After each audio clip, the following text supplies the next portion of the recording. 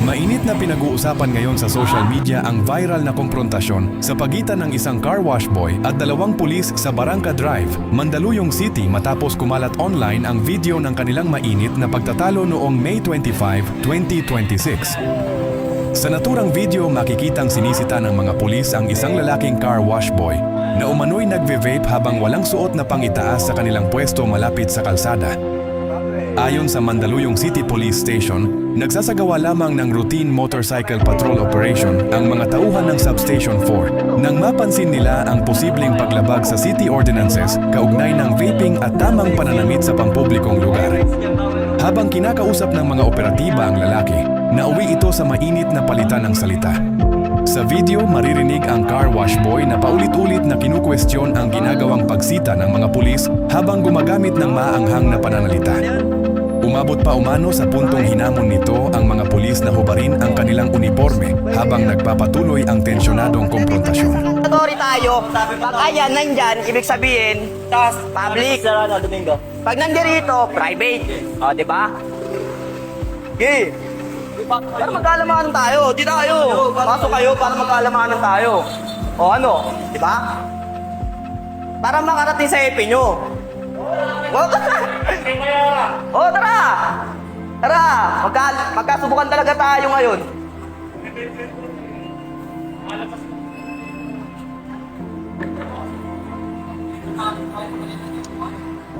Ayun o.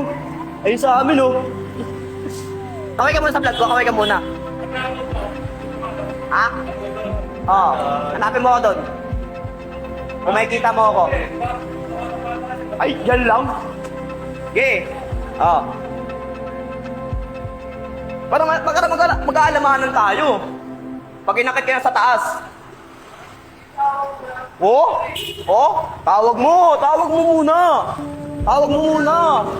O, tawag mo muna para magkaalamanan tayo. Ano?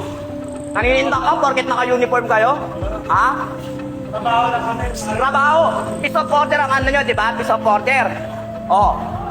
May ginawa ba yung violation dito? Wala. Anong violation? Pag nandyan, pwede yun. Matitikitan nyo kami. O. Nandito nga kami, o. O, gusto mo, palit tayo. Palit tayo, dito kayo. O, dito kayo. Palit nga tayo, dito nga kayo, eh. Kayo magka-rush ng 24 hours, ano? Magkasubukan para maalam nyo kung gaano kahirap dito.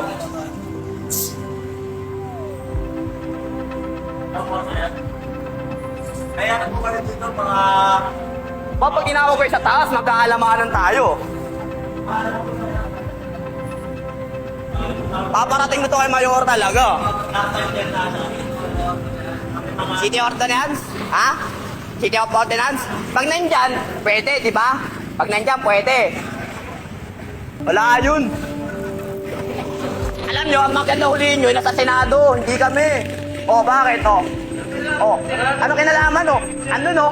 Ano, ako 9-6? Sino kaya 9-6 sa ating dalawa? Alam ko yung mga 10 codes nyo, tanga. Ano? O, ano? Baba mo. Kunin nyo yung uniform nyo para malaman natin. Ano? O, ano? Diba, takot ka. O, bumaba ka rito. Barin mo yung uniforme mo. Barin mo, putok ka.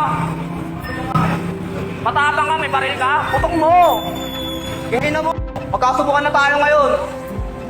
Matapos mag-viral ang video, bumaha ng iba't ibang reaksyon mula sa mga netizens.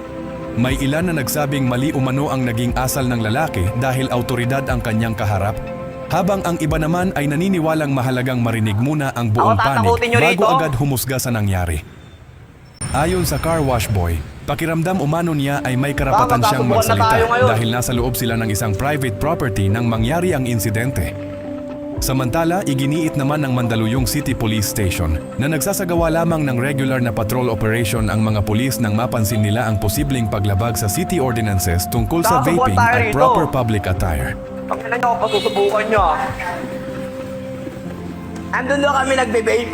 Ang layo-layo, oh. Nasa loob kami.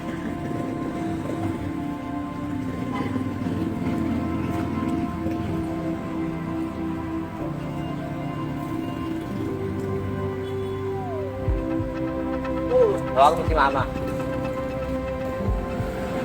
Sa kabila ng masasakit na salitang binitawan ng lalaki, sinabi ng pulisya na nanatiling mahinahon at profesional ang mga operatiba sa buong insidente. Wala rin umanong naganap na pisikal na komprontasyon at kalaunan ay dinala ang usapin sa barangay hall para sa maayos na dokumentasyon. Payong ka muna! Gabi ngayon! Nagpahayag din ng suporta sa mga pulis si PNP ACG Commissioner Attorney Ralph Calinisan. Ayon sa kanya, mahalagang igalang ang mga law enforcers na nagsisilbi upang mapanatili ang kaayusan at seguridad ng komunidad. Kami nagpapatupad lang kami ng batas dito, law ordinance.